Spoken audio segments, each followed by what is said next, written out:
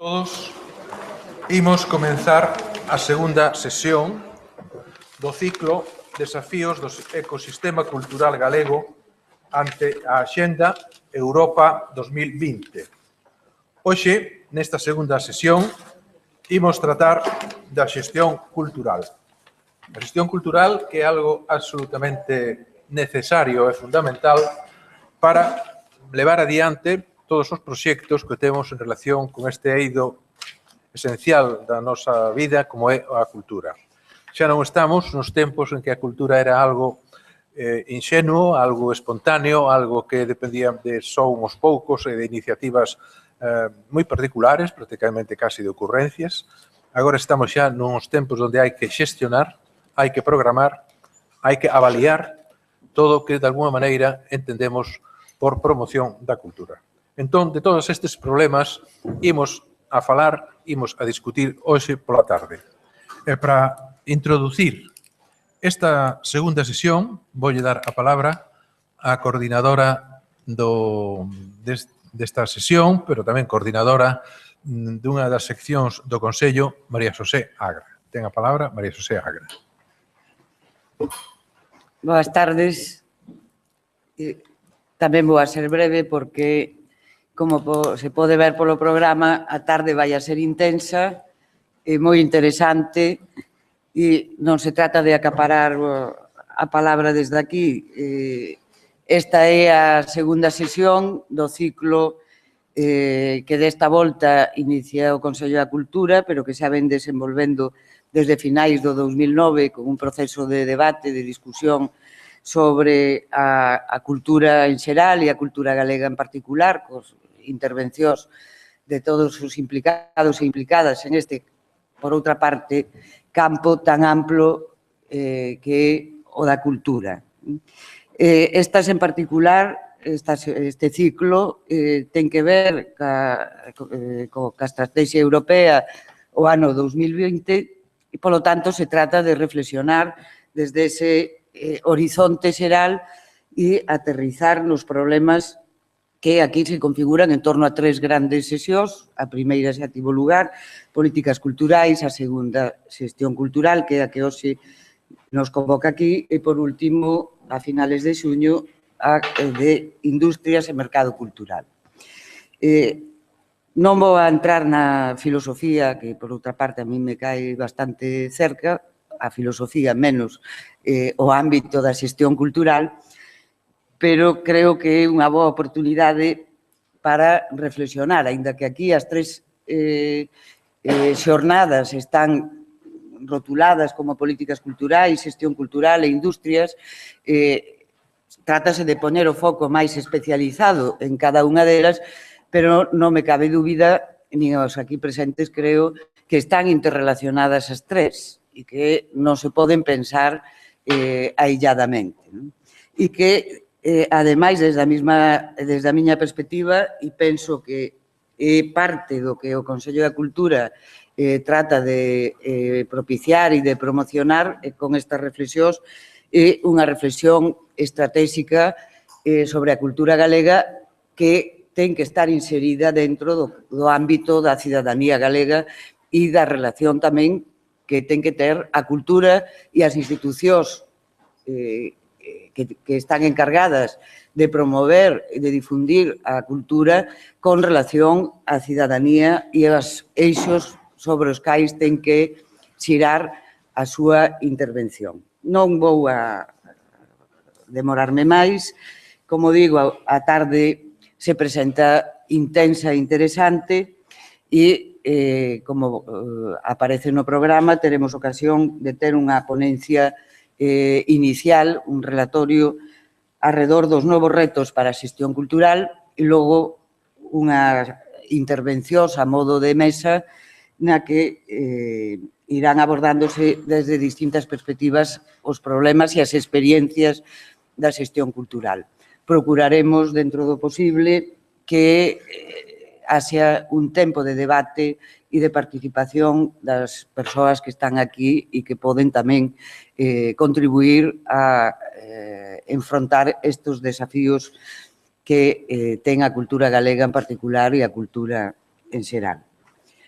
Por lo demais, darlle as gracias aos nosos convidados e convidadas por estar aquí presentes e axudarnos a reflexionar sobre estas cuestións da xestión cultural. Nada máis. Gracias aos presentes e boa tarde, esperemos.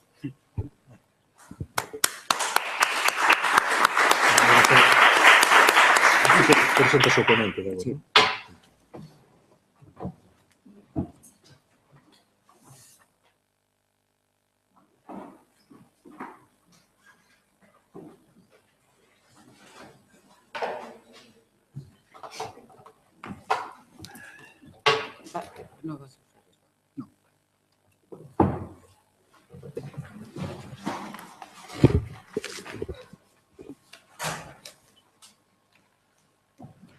Ben, comenzamos entón co primeiro relatorio marco de Alfons Martinelli, director honorífico da Cátedra UNESCO Políticas Culturais e Cooperación e profesor emérito da Universidade de Girona. Boa tarde. Boa tarde. Como decía, é o director honorífico da Cátedra UNESCO e tamén foi director xeral de Relacións Culturais e Científicas da Xencia Española de Cooperación Internacional, do Ministerio de Asuntos Exteriores e de Cooperación de España, presidente e fundador do Observatorio Interarts, fundador e membro do Laboratorio de Investigación e Innovación en Cultura e Desarrollo, con sedes en Colombia e en España, e é, polo tanto, tamén un experto na formación de xestores culturais, cooperación cultural, desenvolvemento e políticas culturais. É autor e ten publicado un bo número, un número importante de libros, artigos, traballos no campo da xestión cultural. Polo tanto, é unha honra para este Consello dispor dunha persoa ca súa bagaxe, ca súa experiencia, que aporte a súa experiencia e reflexións e que o vai a facer, por suposto, en un tempo limitado, pero condensado, que será o que nos presente baixo o rótulo Novos retos para a xestión cultural. Sin máis, agradecerlle a súa presencia aquí e benvido. Boa tarde. Muchas gracias al Consejo de Cultura Galega por la invitación, que le agradezco por dos razones. Primero, por poder compartir con ustedes este ciclo sobre los desafíos del ecosistema cultural gallego, y después porque me ha obligado también, o me está obligando, a reflexionar sobre estos nuevos retos de la gestión cultural después de muchos años de formación y de práctica, y que cada vez vemos más que el sector cultural está lleno de incertidumbres y que ciertas cosas se tendrán que replantear y que requiere de un análisis crítico bastante profundo, que ponga en valor lo que tenemos, pero que también que sepa afrontar la contemporaneidad y el futuro. Yo he planteado mi intervención analizando algunos de estos retos. Yo creo que la gestión cultural tiene muchos retos en este momento, muchos campos abiertos, porque la cultura está presente en muchas dimensiones de la vida humana, muchas dimensiones sociales, y por lo tanto tiene muchos retos. He escogido algunos que me parecen para mí los más significativos y que también pueden servir para analizar críticamente qué está pasando, cómo está funcionando, pero sobre todo un tema que a mí me preocupa mucho últimamente, y es que en cultura y en gestión cultural se habla muy poco de futuros. La cultura mira mucho al pasado, porque tiene que mirar al pasado para saber de dónde venimos y quiénes somos y para fortalecer nuestra identidad, pero muchas veces no sabemos adelantarnos a los tiempos, imaginarnos el futuro. La cultura es lenta en los cambios y, por lo tanto, hoy en día que las sociedades y la sociedad tan globalizada es tan dinámica y es tan efervescente su evolución y sus cambios, creo que es importante que introduzcamos este concepto de prospectiva y de pensar en los futuros, cuáles serán los futuros de la gestión cultural, e imaginarnos cómo será, porque es la forma en que nos podemos adelantar al futuro y que la gestión de la cultura no vaya siempre a remolque de los hechos, como ha pasado durante muchas décadas. Cuando yo vengo en la gestión cultural de una generación que vivimos la transición y nos tocó gestionar en los ayuntamientos democráticos a partir del 79 las nuevas políticas culturales, y fue cuando emergió de alguna manera algo que estaba solamente en la sociedad civil, que era gestionar los asuntos culturales de la sociedad civil. Emergió en la democratización de los ayuntamientos, después de las comunidades autónomas, emergió la necesidad y la creciente profesionalización de personas que se encargaban de los asuntos culturales. Por lo tanto, lo que hoy conocemos como gestión cultural, que le denominamos así aquí en España cuando empezó a intentar formularse qué estaba pasando, es fruto social. La sociedad encargó a un grupo de personas que se fueran dedicando, profesionalizando para gestionar las nuevas estructuras, las nuevas formas de la cultura que salían después de unos tiempos oscuros en la dictadura. Esta idea de encargo social es una idea muy importante porque los encargos sociales que se hace la sociedad a un sector, aquí en el caso profesional o no profesional, porque hay gestión cultural que es no profesional, forma parte de la participación en la cultura, siempre requiere una adecuación al contexto, y decimos que la gestión cultural es muy dinámica, tiene que saber adaptarse constantemente a los cambios que les está dando en su contexto. No siempre ocurre esto, porque vemos algunos campos en que el contexto avanza más que el cambio que se introduce en el sector cultural, como se puede ver en algunos sectores de la cultura. Almorzando hablábamos del sector del libro, ¿no? La dialéctica entre conservar una forma de funcionar el sector y las nuevas formas de lectura que aparecen con los nuevos instrumentos y los cambios de la sociedad de la información. Por tanto, esta gestión cultural requiere, este encargo social requiere un proceso de adaptación permanente. Para adaptarnos permanentemente hemos de ser capaces de hacer un análisis crítico de la realidad y también hemos de ser capaces de tener visión de hacia dónde puede ir lo que estamos llevando a cabo, cómo va a evolucionar, cómo serán los museos del futuro, cómo serán las exposiciones de artes plásticas del futuro, cómo funcionarán los equipamientos, el sector de la música cuando ya ha desaparecido el formato físico. Todas esas cosas es saber adaptarse y tener claro cuáles los aspectos de la cultura que se mantendrán con formatos clásicos, porque son los formatos que tienen que mantenerse, y otros que van a mutarse y a cambiarse. Pero sobre todo, este encargo social a la gestión cultural que hace una sociedad es para que esta gestión cultural sea eficiente y, de alguna manera, esta gestión de la cultura responda a las necesidades de la comunidad, de los artistas, de los creadores, de los individuos, de los grupos. Es decir, que de alguna manera queremos una gestión cultural para que yo como ciudadano tenga posibilidad de satisfacer mis necesidades culturales en un entorno culturalmente rico, en un clima cultural rico, que es el que yo veto. Por lo tanto, este encargo permanente requiere estar muy atento a que las necesidades culturales, que es un gran problema, no puedo tratarlo aquí, pero uno de los problemas más importantes de las políticas culturales es la dificultad de tipificar las necesidades culturales de los ciudadanos, porque las necesidades culturales de los ciudadanos las definimos a partir de la libertad individual, no a partir de conceptos colectivos. Cada individuo tiene necesidades culturales diferentes.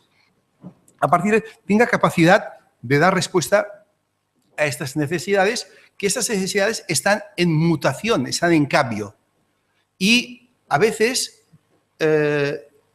tienen las particularidades, las necesidades, que una parte son necesidades clásicas que siempre han sido las mismas y otras son modernas, innovadoras, cambiantes. Es decir, siempre estamos entre... yo digo que la gestión de la cultura es el equilibrio entre la historia, la tradición, la memoria, la contemporaneidad y una visión de futuro. Esto es un tema importante. Segundo, porque me parece importante que el encargo social es al mantenimiento de la institucionalidad cultural que nos hemos dado, la institucionalidad cultural pública, pero también a las organizaciones culturales privadas o del tercer sector que, de alguna manera, desde lo público, privado, desde la sociedad civil, de alguna manera están organizándose para dar respuesta a estas necesidades culturales, para dar respuesta a los problemas culturales que tiene nuestra sociedad, y esto requiere un nivel de eficacia. Y tercer aspecto importante a tener en cuenta, que toda gestión cultural también es una respuesta a la complejidad técnica. Si no podemos decir que la gestión cultural es una práctica moderna, porque siempre ha existido, solamente hemos de ir al Coliseo de Roma y sentarnos y ver que allí había un gestor cultural que en aquel equipamiento organizaba grandes cosas, o cuando vamos a todos los teatros griegos de Sicilia, para decir culturas antiguas, que tenían su propia gestión de la cultura. Pero sí que es verdad que a los cambios técnicos y a la exigencia de una condición imprescindible en cultura, a la exigencia del aumento de la calidad en la cultura, la exigencia a mayor calidad de la cultura, es necesario dar una respuesta a esto y requiere lo que podríamos llamar alguien que se especialice de esto. Si antes tolerábamos que un documento histórico se podría pudrir en una habitación porque entraba humedad o se lo comían las ratas, hoy en día sabemos como sociedad que no queremos que nada de nuestra memoria se pudra, ni se lo coman las ratas, lo queremos conservar. Y para conservar esto, que es un referente importante para saber de dónde venimos, requiero de una complejidad técnica que no puede ser una complejidad voluntariosa de la comunidad. La comunidad también participa en gestión cultural de otra manera. Requiere de alguien que sepa tratar esto que queremos hacer. Como si quiero yo restaurar una iglesia románica, necesito alguien que tenga una capacidad técnica para adaptarse y hacer una restauración que no altere el legado que hemos recibido y, sobre todo, que tenga una resolución importante. Estos 4 elementos, adaptarse, responder a las necesidades, mantenimiento de la institucionalidad de las políticas culturales y de los sectores culturales y la complejidad técnica. Yo creo que estos son la función de la gestión cultural. ¿Qué retos tiene? Vamos a enumerar algunos. Voy a explicar algunos. En primer lugar, hay un tema semántico, pero de contenido. ¿Por qué hablamos de gestión cultural y no hablamos de administración cultural? Es un tema importante. Importante porque en el mundo anglosajón la palabra administración tiene un sentido diferente que el nuestro. Sobre todo porque nosotros entendemos que la cultura no solamente se ha de administrar, aunque hay una parte de administración, sino que se ha de gestionar en clave de la gestión entendida como proyecto, como adelantarse a los tiempos, como saber organizar y, sobre todo, proponer y arriesgarse a proponer algo nuevo que cambie el statu quo en el que estamos. Esto es importante en la actualidad, porque hay una cierta tendencia, hoy en día, después de muchos años, a lo que podríamos llamar un cierto fenómeno de burocratización de la gestión de la cultura en las instituciones en forma de administración clásica.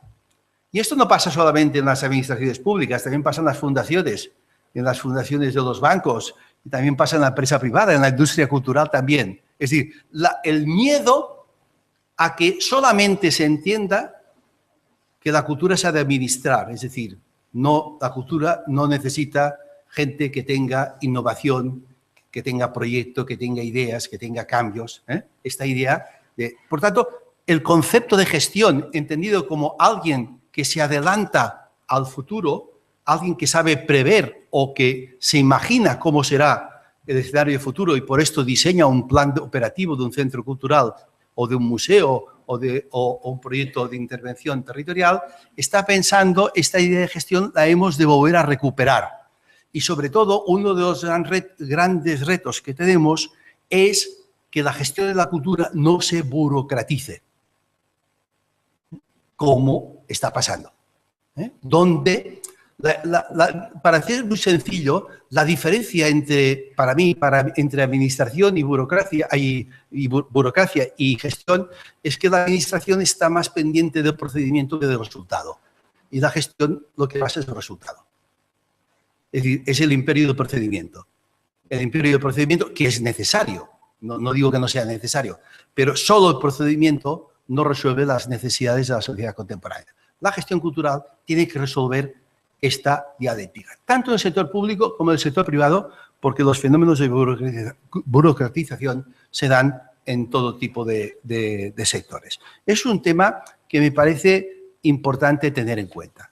El segundo elemento es que ha cambiado o está cambiando enormemente el concepto de políticas culturales. Yo creo que el concepto de políticas culturales que se configuró después de la Segunda Guerra Mundial en Europa, básicamente fruto del desastre de la guerra y que se basaban en políticas de un autointervencionismo del Estado para recuperar ciertas cosas, recuperar patrimonio perdido, recuperar institucionalidad perdida, recuperar prácticas culturales, pero luego se convirtió en un fenómeno de recuperar la participación de los ciudadanos y sobre todo lo que aportó más en la segunda mitad del siglo XX a las políticas era que la cultura se incorporaba en el paquete de políticas públicas.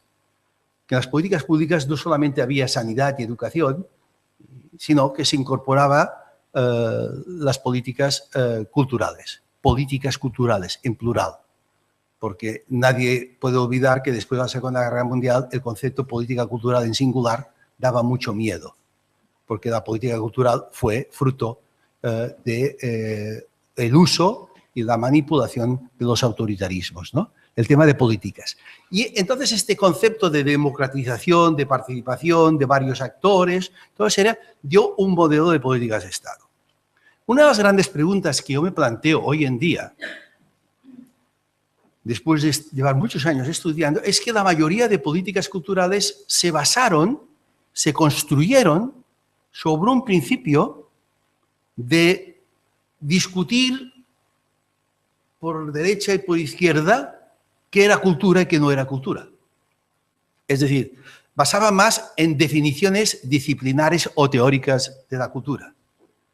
Y no hay un documento de política cultural que no empiece con una definición que entendemos por cultura, ¿no? Y generalmente luego se va a caer en el peor texto que hay. Yo también lo he publicado, soy pecador, lo reconozco, que es la Declaración de 1982, la Declaración de México, que lo peor que puede haber es una declaración de cultura que es fruto de un pacto entre estados, ¿no? Pero el problema más grave que veo aquí y que nos ha de preocupar y que lo voy a titular como un gran reto, pasar de súbditos a ciudadanos. ¿Qué quiere decir pasar de súbditos a ciudadanos en este contexto? Me explico. Muchas de estas políticas culturales, con toda la vocación democrática y la buena fe, o eran políticas ilustradas, o eran políticas que definían ciertos grupos de poder que influenciaban, no se basaban en derechos. No se basan en derechos. Nuestra Constitución española no se basa en derechos. Y teníamos textos de los derechos, porque en la Declaración de 1948, después de la Segunda Guerra Mundial, 1948, en el artículo 27, la Declaración de Derechos Humanos dice: toda persona tiene derecho a participar en la vida cultural. Y nunca ningún derecho habla de cultura. La palabra cultura habla de vida cultural. ¿Por qué? Esa es una gran pregunta. ¿Y por qué no se basan ciertas políticas culturales en derechos? Es decir, la ciudadanía de derecho. Porque, de alguna manera, hay una concepción que se entiende que la cultura se ha de dar. Se ha de dar, es como una donación.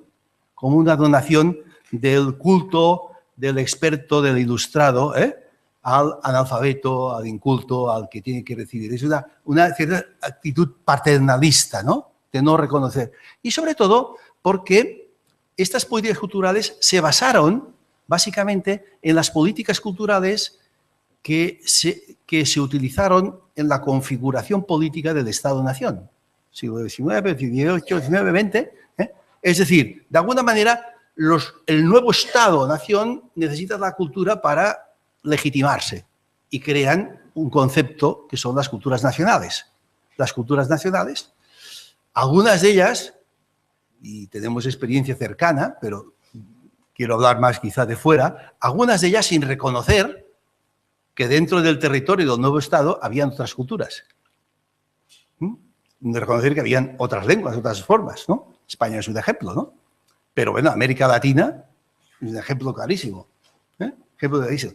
Entonces se construye como proyecto político, sí que construyes una cultura nacional, que es una cultura nacional, como dice Mario Castells, de identidad de proyecto político. Pero esto no resolvía el problema de las políticas culturales. Si la gestión cultural se basa en un concepto de política cultural, de Estado-Nación, que ha construido un referente cultural de lo que es cultura, de lo que no es cultura, y no tiene en cuenta que los ciudadanos tienen derechos, aquí se crea un problema. Yo creo que es el gran problema de la contemporaneidad. No más políticas culturales de Estado-Nación, políticas culturales basadas en derechos. El enfoque en derechos en las políticas culturales. Este es un gran reto. No sabemos hacerlo. No tenemos práctica de construir el discurso a la inversa. La economía de la cultura ha hecho los sectores de la cultura, pero vamos a ver. Y entonces, si analizamos aquí, tendríamos que analizar un concepto que me parece fundamental, porque si el artículo 27 de la Declaración de Derechos Humanos, 1948, era una declaración, lo que es más importante es el Pacto 15 de los Derechos Económicos, Sociales y Culturales de 1966, en el que los estados se comprometen. En este momento se están empezando a hacer análisis si los estados están cumpliendo este pacto a través del trabajo de una experta independiente en Naciones Unidas para los Derechos Culturales. Y este pacto dice que toda persona tiene derecho a participar en la vida cultural, a gozar de los privilegios de la creación, a la protección de su libertad de creación, de su obra, tal. Dice una serie de cosas. Pero es muy importante porque lo que protege es al ciudadano, al individuo, a participar en algo que define estos dos textos como vida cultural. Como vida cultural, no como cultura. Porque dentro de la vida cultural hay a veces varias culturas. Una realidad en el mundo es que no hay ninguna ciudad, metrópolis grande en el mundo que sea monocultural. La vida cultural en las grandes ciudades son vidas culturales, multiculturales, que coexisten y conviven diferentes culturas. Y que cada uno tiene posibilidad de hacer. Son multiculturales o interculturales, como ustedes quieran. Eso es un tema muy importante, porque es un cambio de enfoque. Si aceptamos que el ciudadano tiene derecho a participar de la vida cultural, es analizar la vida cultural, es gestionar la vida cultural, es uno de los encargos que se está dando a la sociedad contemporánea. Donde el papel del Estado, de lo público, va a cambiar de rol, porque la vida cultural, el Estado no tiene derecho a dirigirla. No tiene derecho, como no tiene derecho a dirigir la vida social. Ha de facilitarla, ha de proteger, ha de garantizar el derecho de acceso a la vida cultural, ha de hacer otras funciones que no es la de dirigir, la de dar. Lo que yo les decía, el complejo del príncipe, ¿no? El príncipe que da a la cultura y cada príncipe quiere dejar su pirámide en su territorio, ¿no? No hay alcalde o presidente, no se puede decir una pirámide cultural, dejarla aquí y luego se va y ya está. Ya he dejado aquí yo ese tema. Esta idea de cambiar en un enfoque de derechos yo creo que va a ser fundamental. Y es un tema muy bien estudiado hoy en día por, si ustedes ponen en Internet, experta independiente en derechos culturales de Naciones Unidas, encontrarán unos documentos muy interesantes sobre este Pacto 15 que han analizado Farideh Sajet, esta experta. Creo que esto es un tema, si el enfoque en derechos, luego volveré a referencia a esto, no me voy a alargar porque quiero decir más cosas. Segunda cuestión, o tercera, no sé. Ya no podemos entender la cultura solamente como un sector. Yo creo que está muy bien el ciclo, el ecosistema cultural. La cultura es un sistema. Ya no podemos entender la cultura como un sector. Fíjense bien, la realidad de nuestra sociedad, y para utilizar la palabra, la realidad de la vida cultural contemporánea, es que interactúan muchos subsistemas. El económico, el comunicativo, el jurídico, el sanitario, el educativo. Pero la cultura no es un subsistema aparte, está interrelacionado con otros subsistemas. Si aceptamos analizar la cultura como un sistema cultural, la organización pública de la cultura que tenemos no responde, porque nosotros respondemos a una estructura departamental, antigua, Departamento de Cultura, Ministerio de Cultura, Ministerio de Educación, etc. Y aunque hagamos Ministerio de Educación y Cultura, como hay ahora en Madrid, cultura y educación no dialogan. Es igual, sectores, departamentalismo. Departamentalismo de cada uno tiene sus competencias y quiere tenerlo todo. Y un departamento de cultura, pero si la cultura no funciona solamente con las competencias que tiene un departamento de cultura, ya sé que es difícil de resolver esto en la administración, no tengo la solución, pero sí el análisis. Vamos a poner un ejemplo. Si en Santiago de Compostela hay una obra de teatro esta noche a las 9 de la noche y termina a las 10:30, si a las 10:30 no hay bus para ir a algunos barrios de la ciudad, no hay transporte público, altera la posibilidad de participación. Por tanto, encontraríamos una relación entre comunicación y cultura. Hoy en día nadie puede escaparle que un teléfono móvil es un aparato cultural.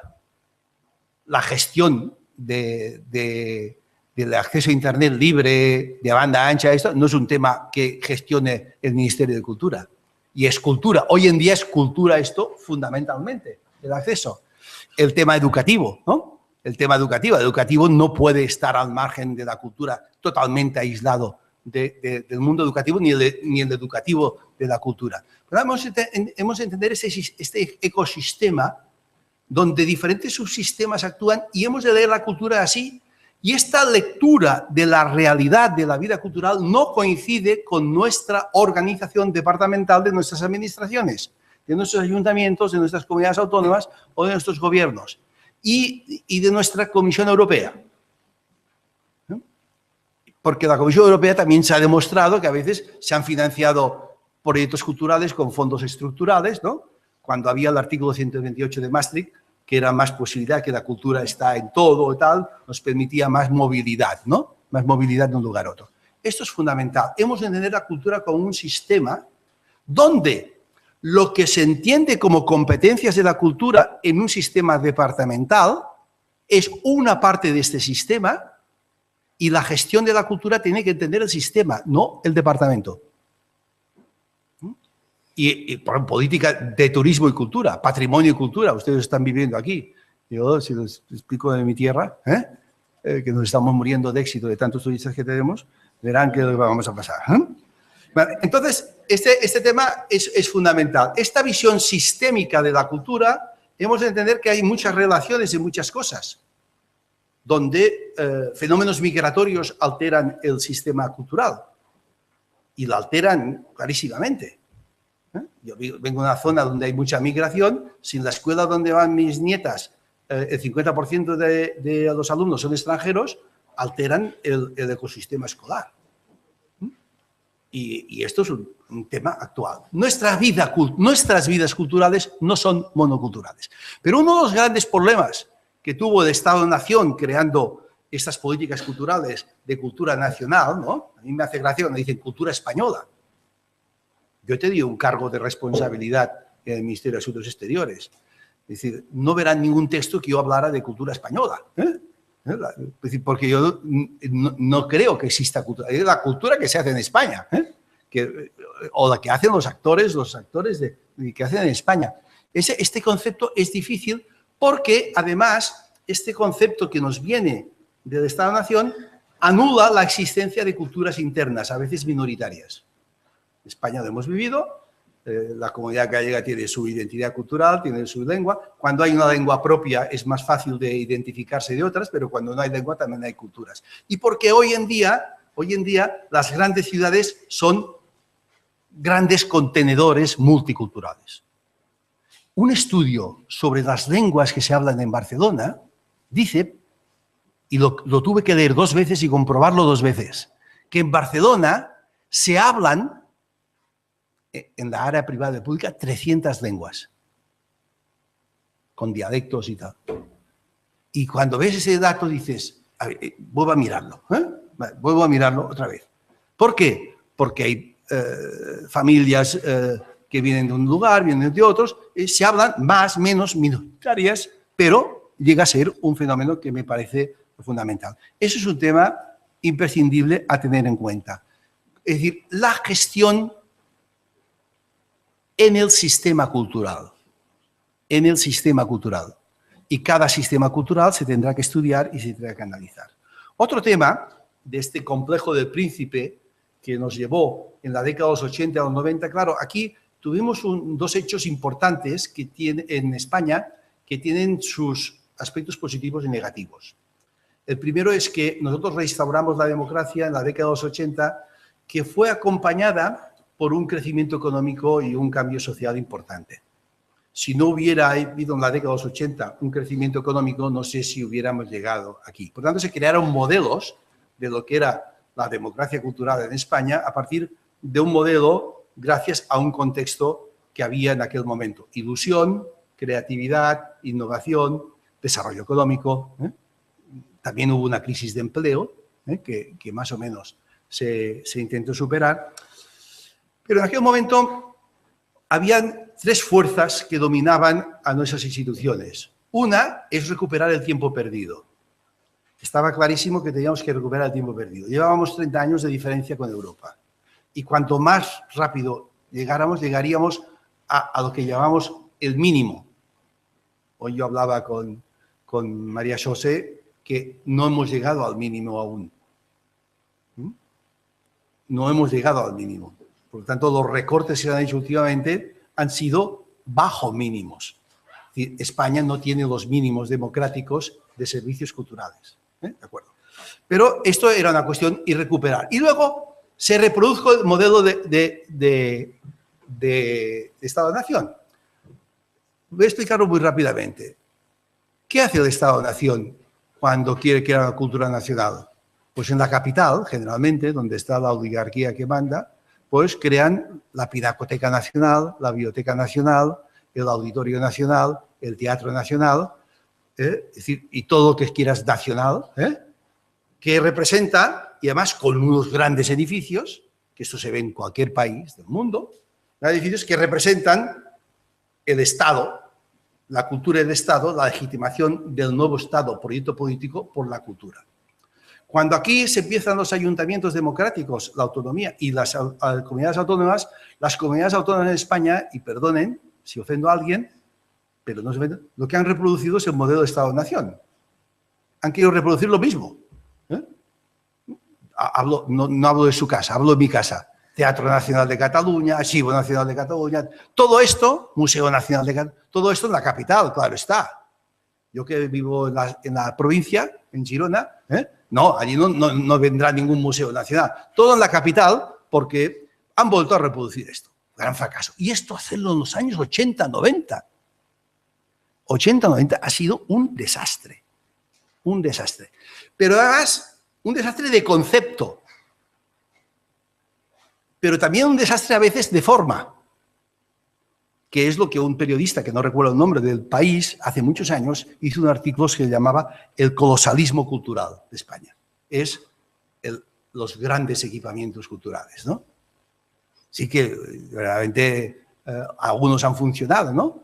Pero ya han visto cómo ha terminado Valencia, ¿no? Ustedes tienen aquí, no sé cómo está, pero tienen la ciudad de la cultura, que seguro que es un problema importante a resolver.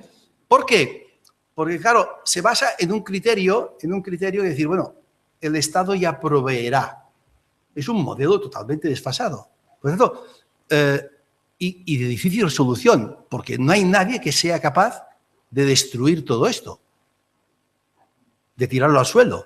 Si fuéramos el Carrefour, venderíamos esto y lo venderíamos a otra cadena, como hacen, fíjense, los supermercados. Eroski ha cambiado Carrefour, Carrefour ha cambiado Mercadona. Se van cambiando los espacios y a veces pueden cambiar de ser de esto a hacer una planta de colchones. Es igual, cambian. En cultura no. Si tú te han hecho un teatro desmesurado en tu ciudad, lo vas a vivir toda la vida. No, vida, siglos. Porque hay ciudades en España que se han hecho inversiones. ¿No? Yo me acuerdo de un alcalde que le decía un día discutiéndole, no hagas esto, no hagas esto, no hagas esto en el equipamiento cultural, le decía, en 500 años esta ciudad no ha tenido la posibilidad de tener 90 millones de pesetas para construir un equipamiento cultural. Tu responsabilidad es que si lo gastas ahora, no habrá 200 años más la posibilidad de hacer esta inversión. Y entonces, piensa lo que haces y en qué perspectiva y qué usos. Claro, esto no podía ser. Complejo del Príncipe dominaba y el príncipe quería dejar su señal, su pirámide y el colosalismo cultural. Esto hoy en día está creando problemas de un concepto importante, que luego si tengo tiempo trataré, que es la sostenibilidad de la gestión cultural. Gestión cultural y sostenibilidad. Criterios de sostenibilidad. Porque quizá hay modelos que no pueden ser. Otro reto que tiene importante la gestión cultural es integrar nuevas prácticas culturales, nuevas formas culturales, nuevos actores culturales. Generalmente, decía al principio de mi conversación, que la cultura mira mucho para atrás. Y a veces la cultura, la gestión de la cultura, las personas de la cultura, muchas veces casi no viven la contemporaneidad. Y el futuro no digamos ya. Imposible. Pero vivan para atrás. Siempre lo hemos hecho así, con estas ideas, ¿no?, de cambios, ¿no? Porque a veces cambiar una práctica cultural, antes necesitamos una generación, 25 años, ¿no? ¿Cuántos años? Las bellas artes, las bellas artes, despreciaron al cine y le dijeron, ¿y hasta cuánto tiempo se aceptó el séptimo arte, ¿no? Llegó a decir las bellas artes, aceptaron, tardaban una generación para aceptar que el cine era un producto cultural, ¿no? Y la reacción, acuérdense cuando el sector cultural criticaba la aparición de aparatos de grabación, los cassettes, ¿no? O la televisión, cantidad de literatura, de crítica cultural contra la televisión, es el opio del pueblo, no sé qué, no sé cuánto, cuando hoy en día la televisión, la alianza televisión-cine permite tener una cinematografía propia. Es decir, claro, hay cantidad de ejemplos de ese tema. Entonces, la gestión cultural tiene que mirar a los actores contemporáneos, los actores del presente y los posibles actores del futuro que ya están empezando a trabajar en nuestras ciudades, en nuestros barrios, en nuestra ciudad. Y que muchos de ellos están trabajando en cultura y les importa un comino la gestión cultural. Porque cuando yo he hecho un trabajo sobre los actores culturales, he hecho entrevistas en la provincia de Girona, hicimos un trabajo sobre el sector cultural de Girona y hacíamos entrevistas y dije, ¿por qué me vienes a preguntar? Dije, porque estamos haciendo un censo de agentes culturales. Dice, yo no soy un agente cultural. ¿Pero qué haces? No, yo tengo una radio local. Yo tengo, yo pinto, yo hago audiovisuales, pero yo no soy un agente cultural, ¿no? Este desmarque, porque de alguna manera identifican con un modelo de cultura que no les gusta identificarse. Un modelo de cultura Entonces, aquí hay un tema importante. Esta gente nos hemos de incorporar a las políticas culturales, a la gestión de la cultura, a la vida cultural. Hemos de observar qué está pasando en la vida cultural. Y en la vida cultural aparecen nuevos actores. Actores, muchos de ellos, totalmente diferentes. Y que muchas veces las políticas culturales no permiten que ellos salgan. No es que no les den apoyo, es que los ahogan. Ya no estamos hablando de dar apoyo a ciertos sectores, ¿no? Mucho sector de la música, por ejemplo, o del teatro, no quieren dinero. Lo que tampoco quieren es que les claven un 21% de IVA. Quieren un IVA cero para tener un poco más de margen en sus actividades y tener su propia iniciativa. No piden al Estado que les financie. Lo que quieren es un entorno favorable a su actividad. Esos nuevos actores son importantes. Y esos nuevos actores van a tener un papel fundamental porque aportan innovación, aportan alternativas, aportan nuevas ideas que son fundamentales para asumir el futuro. Muchas veces, cuando yo hablo de las élites culturales, no estamos hablando de las élites políticas. Piensen que en el sector cultural, y ustedes lo sabrán muy bien, hay élites que vienen del propio sector cultural. Élites del sector artístico, de creadores, que copan y no dejan entrar otros modelos, ¿no? Es como, hay algún autor que ha dicho, la cultura secuestrada, ¿no? La cultura secuestrada por grupos. No sé si sea cultura elitista, que es un concepto que a mí no me dice nada. Lo preocupante es cuando un grupo se apropia de la cultura y no deja que otros participen. Es decir, no se comparte porque no es entendido que la cultura es un bien común y que todo el mundo tiene derecho a participar en la vida cultural a partir de su realidad. No se acepta este principio, ¿no? No. Nosotros somos los escogidos, ¿no? Para seleccionar las élites artísticas, creativas, no políticas. Y a veces esas élites artísticas están muy cercanas al poder, influyen al poder político y no le influyen siempre positivamente. No le influyen positivamente, porque si hubieran influido positivamente, quizá ciertas desgracias no se hubieran hecho. O a veces, si me perdonan, porque voy a blasfemar, élites culturales muy ignorantes, en clave de gestión de la cultura. No digo en clave de otros campos. En clave de la gestión de la cultura. Son ignorantes, no están al día de lo que está pasando en el mundo, en los temas de los formatos y los sistemas de gestión de la cultura. Son ignorantes. Yo he escrito políticas culturales ignorantes. Es lo más duro que uno puede asumir es de su país, es que hay políticas culturales ignorantes. Ignorantes quiere decir que no usan el conocimiento disponible que existe para tomar decisiones. Toman decisiones a partir de criterios preconfigurados, no decisiones técnicamente elaboradas, porque hay saber, personas y expertos que pueden ayudar a tomar una buena decisión. Para construir este tejado, yo haré referencia a un arquitecto. No yo, porque soy concejal de cultura, voy a decidir cómo se construye este tejado.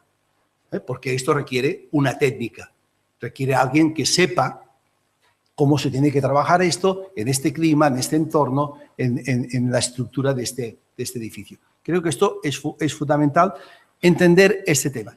Luego, estos agentes, nuevos agentes, no encuentran espacio. ¿Qué puede pasar cuando no encuentran espacio? Pues un tema que está muy de moda hoy aquí, muy de moda, digo, desgraciadamente muy de moda, que es cuando el talento cultural no encuentra, decía antes, el entorno apropiado, el clima apropiado, lo que hace el talento cultural es emigrar. Tenemos la generación española más formada de nuestra historia y por desgracia, de circular doctorandos, que te digo yo, marchándose porque no encuentran el clima favorable.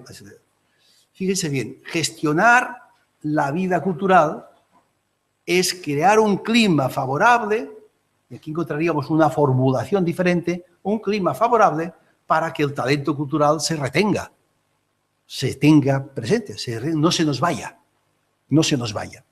Y eso es un tema fundamental en las políticas culturales contemporáneas y futuros. Saber retener el talento cultural. Y esto es un tema de agenda política de primer orden. Otro aspecto es, a veces se presenta un cierto debate en este tema de los actores culturales como un dilema en que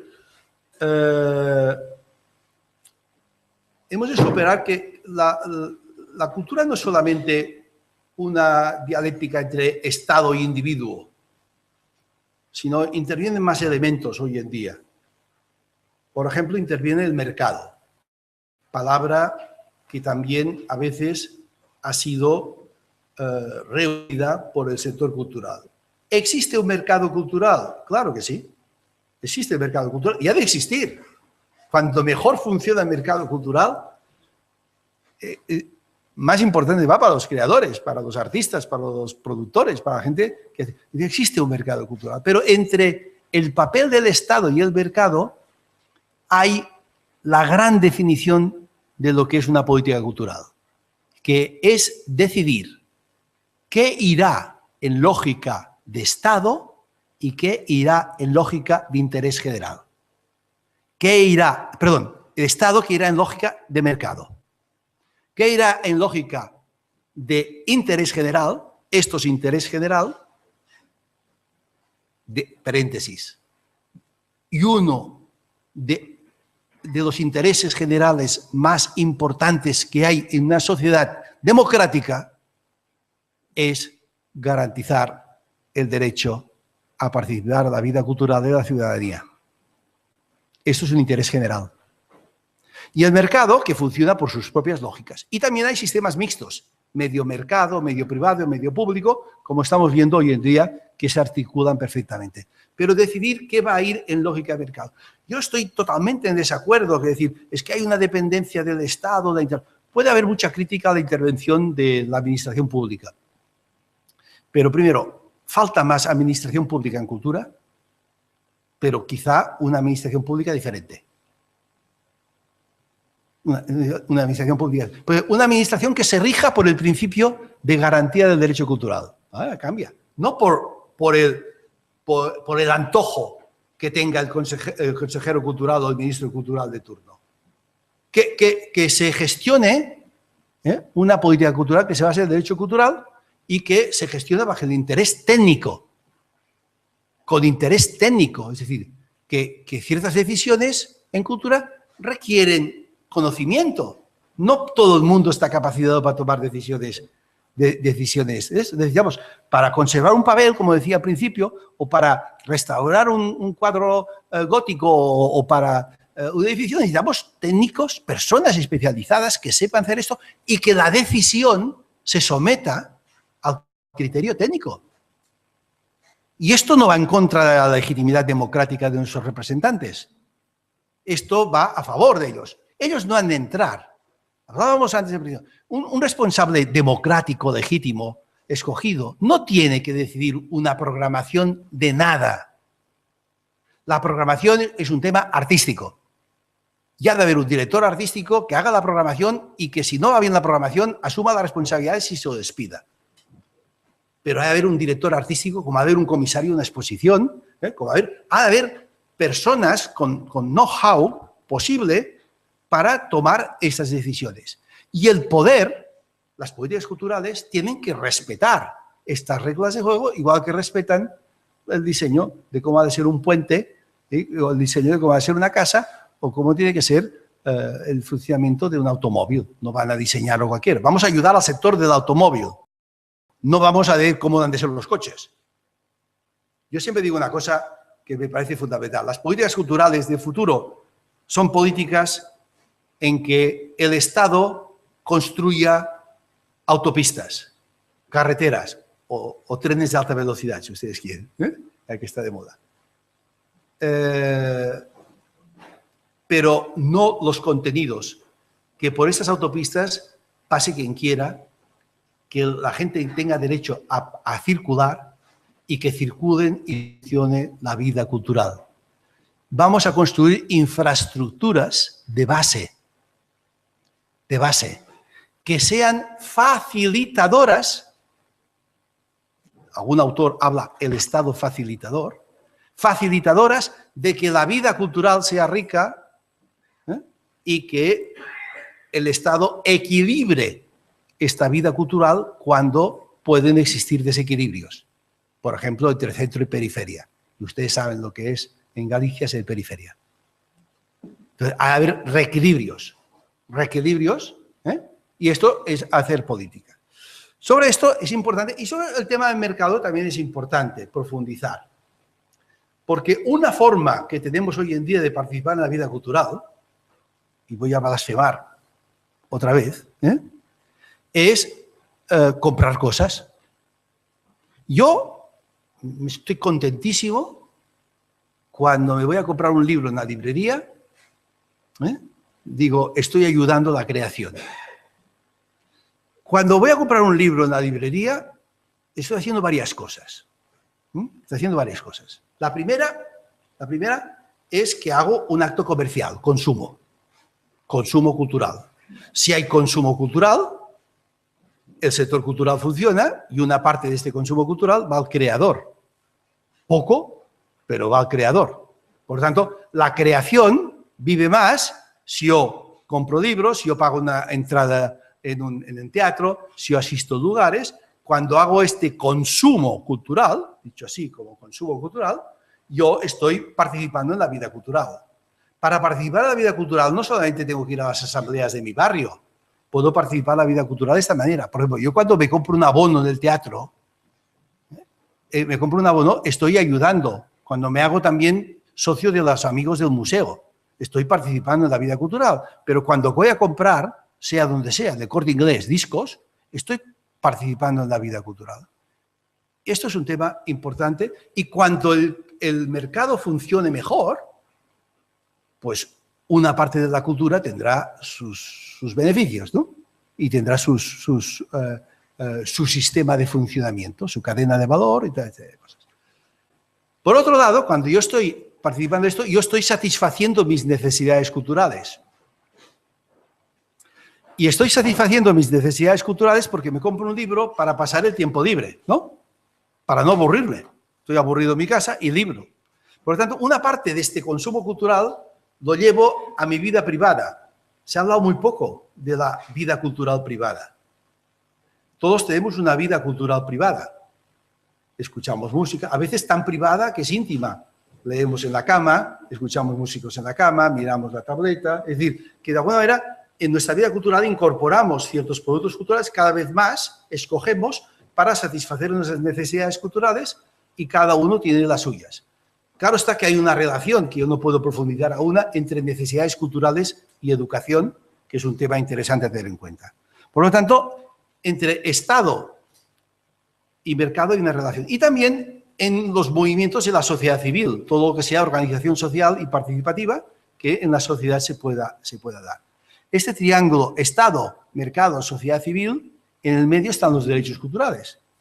Y esto es un tema importante a tener en cuenta. Esta relación tiene que estar mediatizada por los derechos culturales. No aceptaremos el relativismo cultural en el mercado cultural. Ciertas cosas, bajo unos principios, no aceptaremos que sea. Entonces, en la vida, en la organización social, el tercer sector, la sociedad civil, también tendrán unas reglas de juego. Regular esto es política cultural. Regular esto, no mandar sobre esto, sobre esta relación, no dirigir esto. Además, aunque quisieran, ningún Estado ha conseguido dirigirlo si no es a través del autoritarismo. Es decir, regular esto. Y que esta interacción entre administración pública, interés general, mercado, individuo y sociedad civil funcione. Cuando más interacciones haya, cuando más funcione esta red, para decirlo en un lenguaje más contemporáneo, esto más rica será la vida cultural. La vida cultural se podría medir por el conjunto de interacciones que existen entre los diferentes actores que hay en la cultura. Y esto será necesario, en ese sentido, será necesario porque esto es una relación de complejidad, como dice Edgar Morin. Es una relación de complejidad, que no hay modelos de cómo tiene que funcionar esta relación. Entonces Morin, cuando habla del pensamiento complejo, dice, una de las capacidades fundamentales que tiene que tener la complejidad es la capacidad de contextualizar. Es decir, esta relación es diferente en contextos diferentes, no hay modelos. Cada contexto ha de construir su propia modelo de relación. Contextualizar esta relación es fundamental. Por eso no podemos exportar. Podemos exportar teóricamente modelos de políticas culturales, pero teóricamente una política cultural no se basa en un modelo, se contextualiza a partir de referentes y comparativos con otros temas. Otro elemento fundamental, que me parece otro reto, lo he titulado, quizá para los que son mayores se acordarán, que en la década de los 70 un economista, Schumacher, escribió un libro que llamaba Lo pequeño es hermoso. Lo pequeño es hermoso. Que fundó, de alguna manera, en el año 73, fundó todo un pensamiento de que teníamos que poner en valor lo pequeño ante la gran creciente globalización o extensión, ¿no? Este ilustró mucho durante los años 80 o 90 toda una serie de políticas que se dieron en Europa, muy estudiadas, de recuperación cultural de las pequeñas y medianas ciudades. Las Technopole en Francia, en la época de Mitterrand, ¿no? Buscar que no toda la cultura quedara concentrada en el centro y buscaron polos de desarrollo económico, tecnológico y cultural en diferentes ciudades. Esto dio varios proyectos, el proyecto Cultura y Ciudad y Cultura y Región del Consejo de Europa y muchos proyectos de la Unión Europea iban en la idea de poner en valor estas pequeñas y medianas ciudades con dos pretensiones. La que se veía que estas pequeñas y medianas ciudades ofrecían un entorno de calidad cultural importante, podían tener una calidad cultural, un atractivo cultural, y que de alguna manera no despoblábamos el territorio a los grandes centros, sino dábamos vida cultural, lo que llamaba antes la pérdida de talento del territorio.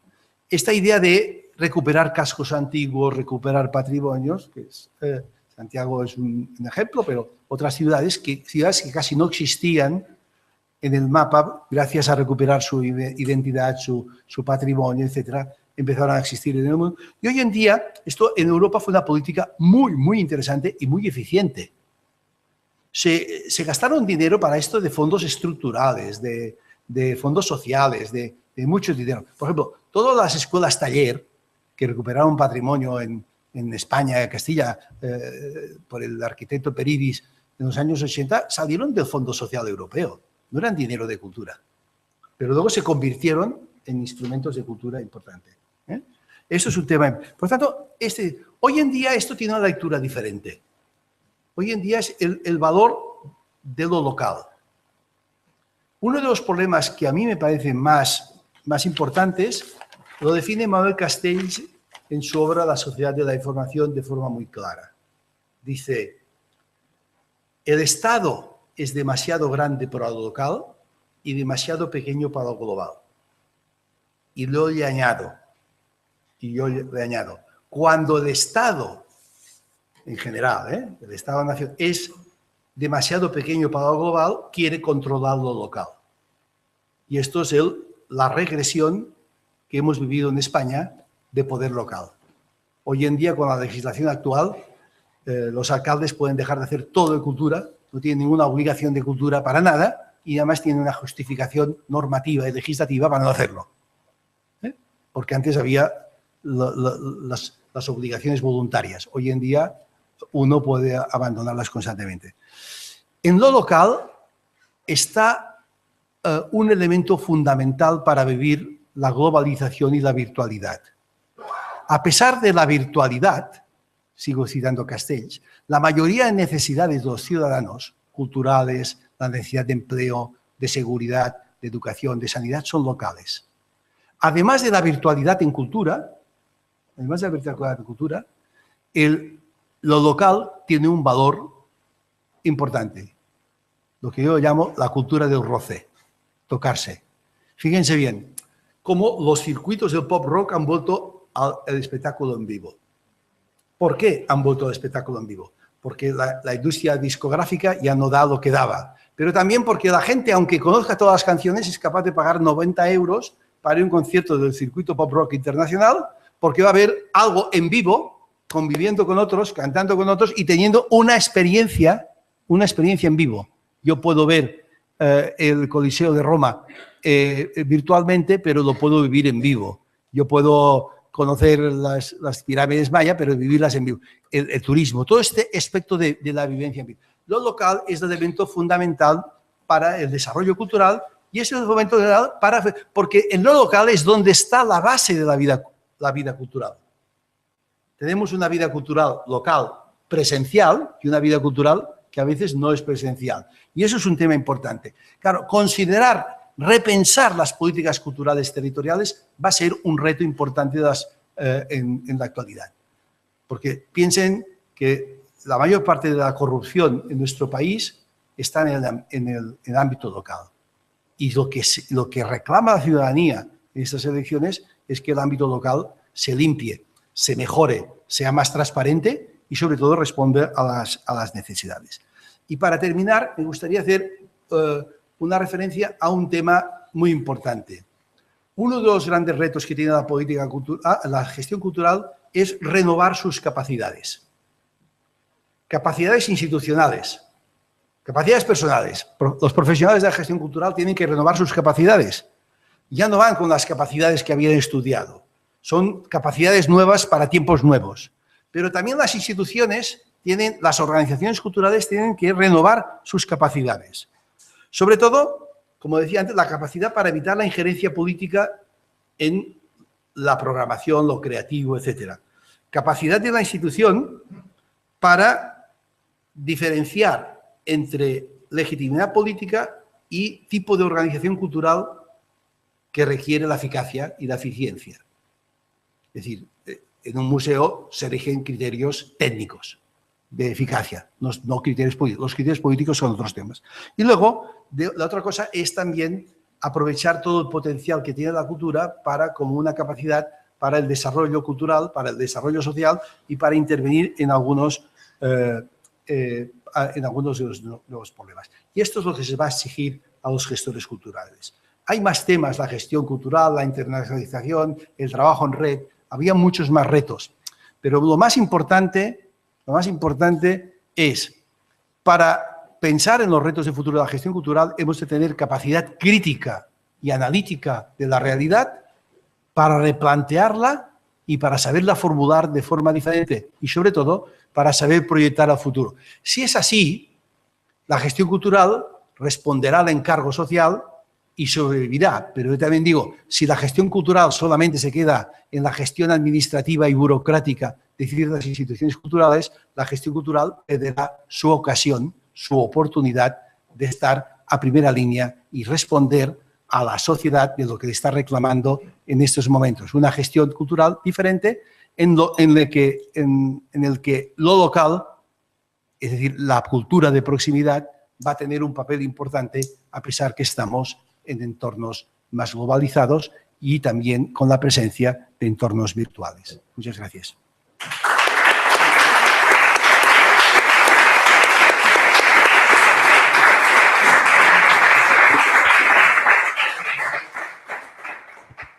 Moitísimas grazas por esta magnífica apertura.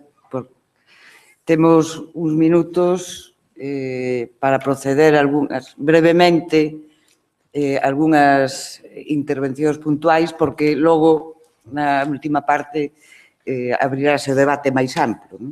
As que sean puntuais, por favor, con respecto á ponencia do señor Martinel. Sí, aquí.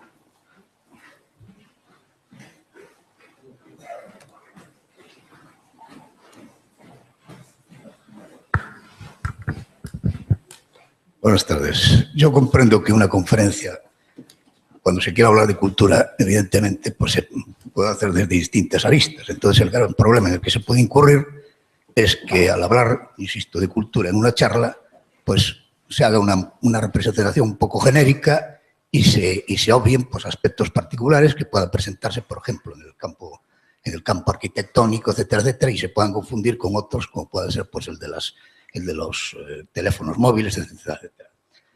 Tengo una discrepancia en cuanto al hecho de que la alteración de los sistemas culturales por medio de la emigración pues sea algo positivo. Yo considero que todo lo contrario. Entiendo que es perfectamente legítimo que se pueda hablar de una cultura nacional.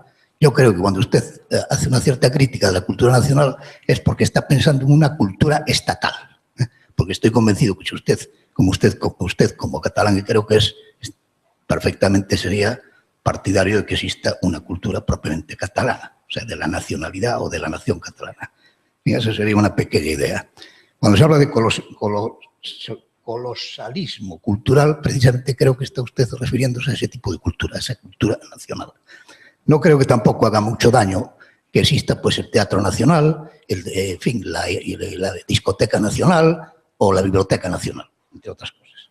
Pero para ir a preguntas puntuales. Respecto del gestor cultural, yo veo un grave problema en cuanto al gestor cultural que pueda desdibujarse, que pueda separarse del aspecto burocrático. Me gustaría saber, si hablamos de un gestor cultural local, cómo puede escapar de la máquina burocrática. Yo no creo que exista la figura del gestor cultural particular. ¿Cuál es el riesgo del gestor cultural oficial?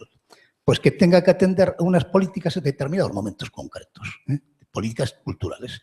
Por ejemplo, en Galicia tenemos, tristemente, desde mi punto de vista, una persona, el nombre de una persona, porque ya tenemos cierta edad, la recordamos, un tal Chamoso Lamas, del cual, pues, repito, los que tenemos cierta edad recordamos, pues, ciertos sucesos de tipo arquitectónico que requirieron que, en su momento, pues, obedeciendo una política muy concreta, de una época muy concreta también, pues, constituyeron auténticos adefesios de tipo cultural.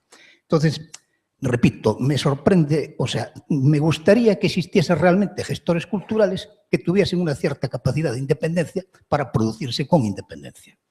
Una segunda cuestión, también muy breve, es que yo estoy de acuerdo con usted en que existe una canalización por lo que yo llamo guetos culturales, es decir, yo creo que existe realmente el secuestro cultural. Yo le llamo secuestro cultural a que algún tipo de culturas pues, esté monopolizado por determinados grupos. ¿Cuál sería la solución para evitar eso? Pues dar posiblemente la participación, abrir la participación a colectivos, pero claro, siempre habría el riesgo de presuponer o de suponer a priori, tal vez de modo torticero, que esos colectivos no tuviesen capacidad cultural suficiente como para dirigir determinadas entidades de tipo cultural. Es decir, yo creo que nos movemos, cuando hablamos de la cultura, en un tema, en un campo tan amplio, tan extenso, que lanzar, en fin, dogmas, consignas o, en fin, proclamas de tipo general me parece francamente excesivo. Nada más.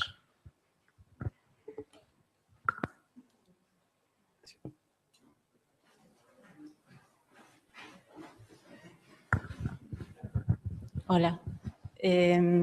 Bueno, en relación a lo local y a la política local, dado que hemos asistido a unas elecciones municipales en todo el territorio, no así las autonómicas en parte del territorio español, quería preguntarte, que seguramente has estado atento a los programas municipales, ¿no? Si se ha visto o si has notado que proponen medidas de futuro para las políticas culturales, ¿no? Es decir, esta idea de que hay que ver, digamos, a dónde queremos ir, pues a dónde quieren ir los proyectos municipales en términos generales, porque va a haber concreciones en determinados puntos que van a tener unas ideas muy concretas y otros que no. Pero desde mi punto de vista, digamos, yo no he percibido que quieran una política cultural, digamos, de esa vanguardia que no solo artística, ¿no?, sino política. Y, digamos, en relación a esto, si los programas municipales o los programas electorales, en este caso municipales, pero podrían ser de otra amplitud, ¿no?, dan cuenta de lo que la ciudadanía quiere oír a veces, ¿no? Es decir, ellos rescatan lo que los ciudadanos quieren. Yo no veo, y no sé si tú me lo confirmarás, que la ciudadanía es consciente de que somos ciudadanos o ciudadanas con derechos culturales. Yo no veo ese concepto de derecho cultural más que en la academia. No sé si en los gestores culturales o así. En los agentes culturales, pues yo veo que les pasa un poco como los educadores, ¿no? Que salvo el caso de ser maestros, la gente no se ve como educadora o como educadora ambiental o como educador, se ve como otra cosa, ¿no? Entonces, en la agente cultural yo entiendo que se quieran desligar de ese término que no deja de ser una categoría nuestra, de la academia, nada más. Gracias.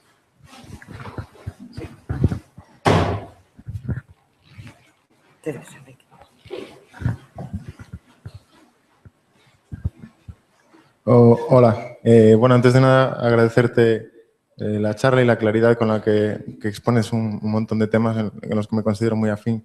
Me gustaría tratar un tema que si se habla de gestión, o hacerte una pregunta más bien, que parte desde este enfoque. Si se habla de gestión, muchas veces también pones el contraste entre la gestión más civil, la gestión más institucional, introducir el concepto de autogestión, por ejemplo, a la hora de plantear todas estas propuestas ciudadanas que están llegando ahora a los estamentos locales, a las instituciones. Muchas de ellas se nutren de base, muchas de ellas, y no todas, se nutren de base de movimientos sociales, de base que están trabajando mucho en la autogestión. La autogestión se produce a nivel cultural también en muchos casos, fuera de instituciones. Las causas por las que se produce esto pueden ser fáciles de imaginar, por la que muchos agentes culturales prefieren no trabajar con las instituciones, sino generar nuevos modelos. Y ahí realmente tu discurso lo considero plenamente afín en muchas cosas, ¿no? ¿Y de qué manera ves posible el trabajo, la conciliación entre esos modelos de autogestión que se están generando, que se están aprendiendo en la ciudadanía cuando llegan a las instituciones? ¿De qué manera la gestión cultural en las instituciones en donde estos movimientos ciudadanos lleguen puedan asumir y absorber estos nuevos métodos y herramientas de autogestión y hablar de gestión colaborativa, de gestión participativa, donde a lo mejor pues esa figura que colocabas tú, ¿no? del director de arte o el director técnico pueda ser más un proceso horizontal y no tanto una figura jerárquica que se suele utilizar como referencia? Gracias.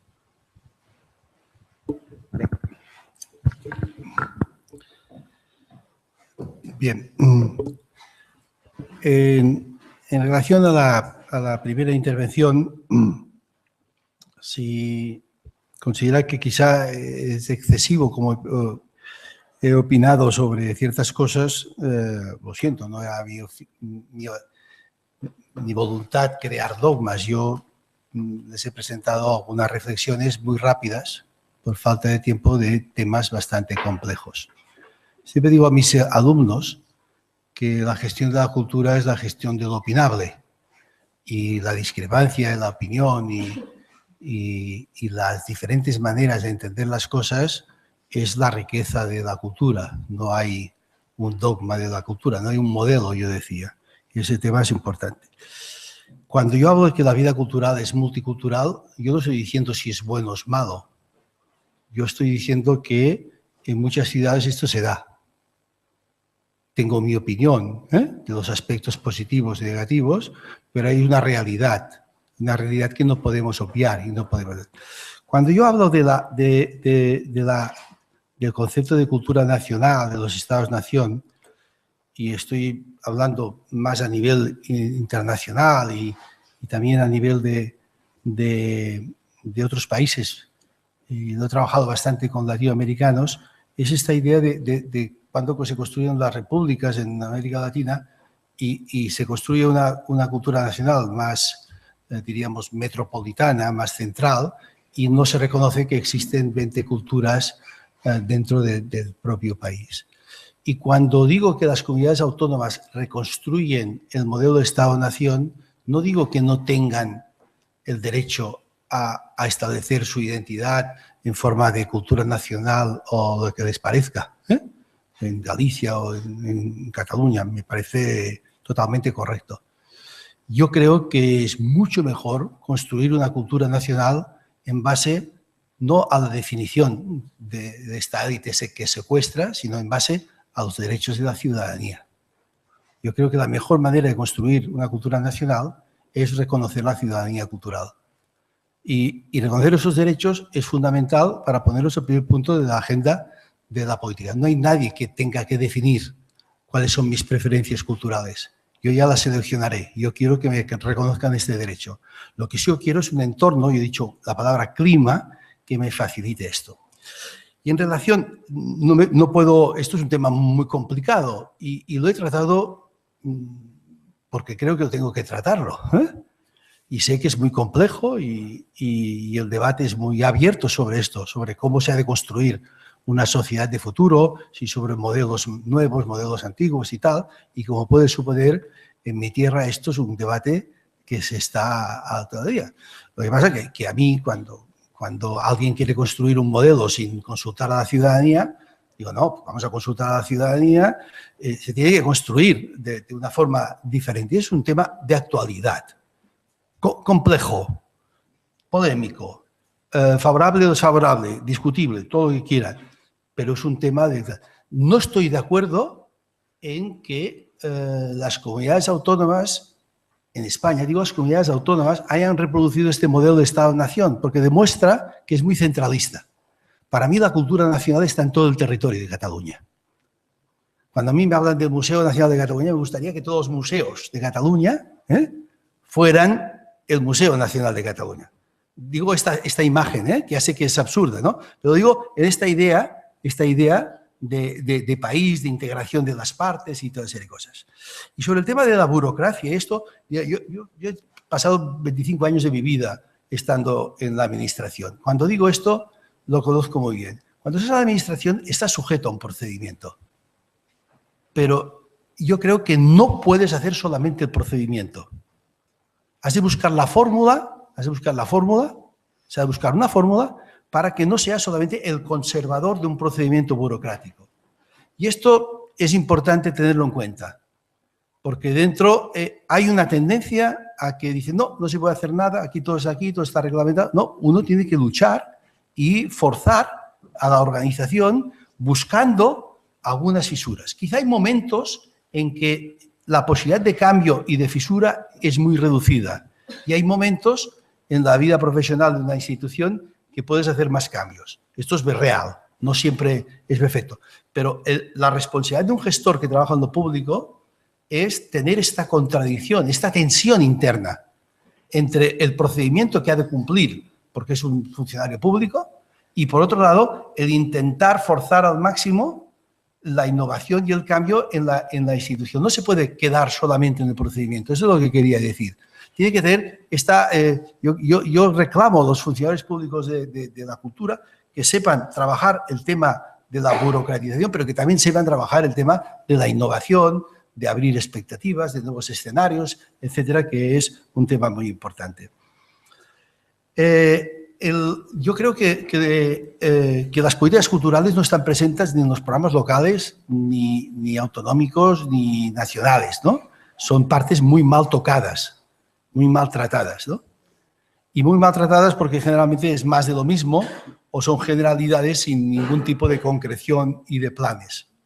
Se han hecho esfuerzos en algunos lugares de hacer planes estratégicos, pero yo creo que una política cultural tendría que ser una política de pacto de Estado, que cambiara un gobierno y continuara. Les decía en el almuerzo como en Francia. En Francia gobierna la derecha y la izquierda y la política cultural casi no se mueve. La destinación presupuestaria a cultura es casi siempre la misma. Y se mantiene una cierta estructura con algunos cambios, pero hay como un pacto que mande un grupo a otro. Esto sería lo más deseable en este país, que además, teniendo en cuenta la realidad de España, es muy difícil negociar esto. Es muy difícil negociar esto porque hay realidades culturales diferentes. España para mí es un país pluricultural, no es monocultural. Y por tanto, aceptar la pluriculturalidad y todo eso no es fácil. Y luego, los modelos de gestión, yo creo que bueno, pueden ser de autogestión perfectamente y alternativos.